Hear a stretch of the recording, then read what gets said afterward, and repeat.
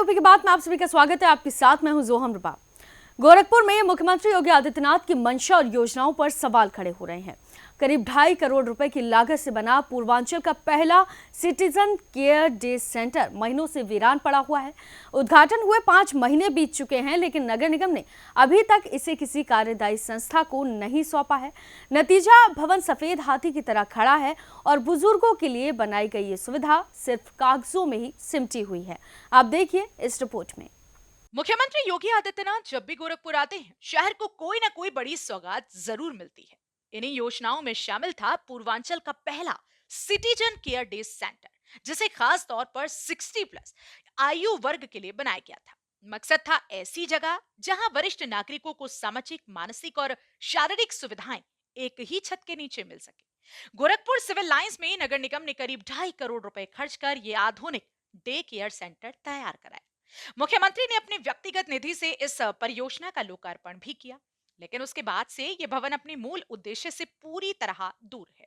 5 महीने बीत जाने के बावजूद ना तो कोई संस्था को संचालन सौंपा गया और ना ही किसी स्थायी स्टाफ की नियुक्ति की गई। हालत यह है कि नगर निगम ने केवल रिसेप्शन पर एक व्यक्ति को बैठा रखा है, जो शाम तक अपनी ड्यूटी निभाकर वापस चला जाता है। वहीं एक अस्थायी संचालक के तौर पर अशोक मिश्रा का नाम तय तो कर दिया गया, लेकिन उन्हें किसी तरह का कोई आधिकारिक पत्र या अधिकार अब तक नहीं दिया गया है। सीनियर सिटीजन केयर पूर्वांचल का पहला सिटीजन केयर है, किस तरह से इसको आप संचालित कर रहे हैं, क्या उद्देश्य है? ये senior citizen day care centre है।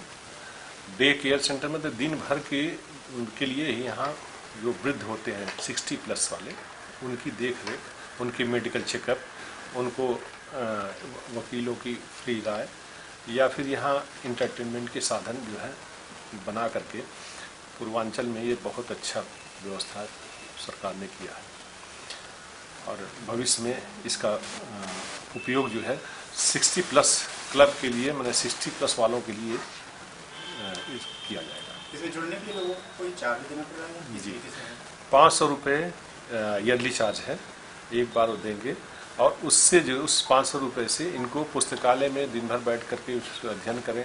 योगा कर सकते हैं, ये कोई योगा कक्ष है, मेडिटेशन कक्ष है, उसमें आप जा सकते हैं।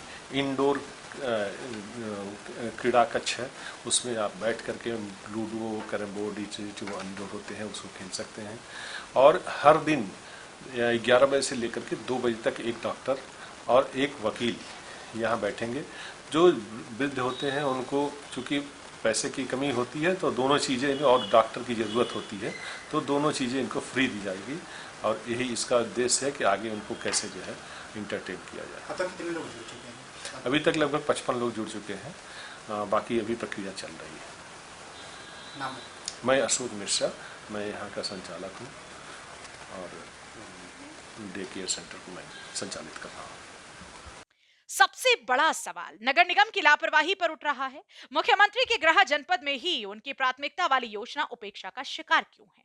केंद्र की मंशा स्पष्ट है, वरिष्ठ नागरिकों को सम्मान और सुविधा, लेकिन नगर निगम की चुप्पी और अधिकारियों की उदासीनता सवाल खड़ी कर रही है। नमस्कार, आप देख रहे हैं यूपी की बात और मैं हूं आपके साथ प्रदीप। मैं इस समय गोरखपुर में पूर्वांचल का एकमात्र सीनियर सिटीजन केयर सेंटर पे खड़ा हूं।